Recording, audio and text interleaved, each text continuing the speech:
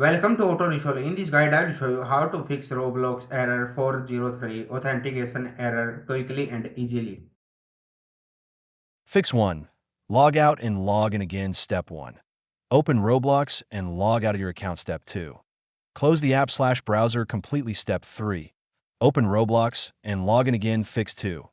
Clear browser cache and cookies. Step 1. Open your browser settings. Step 2. Clear cache and cookies for Roblox. Step 3. Restart the browser and try again. Fix 3. Disable VPN or proxy. Step 1. Turn off any VPN or proxy app. Step 2. Restart your internet connection. Step 3. Launch Roblox again. Fix 4.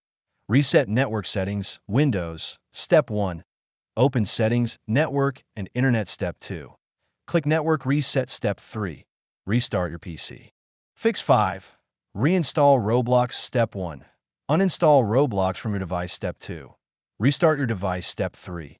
Download and install Roblox again. Fix 6. Check date and time settings. Step 1. Open date and time settings. Step 2. Enable set time automatically. Step 3. Restart Roblox.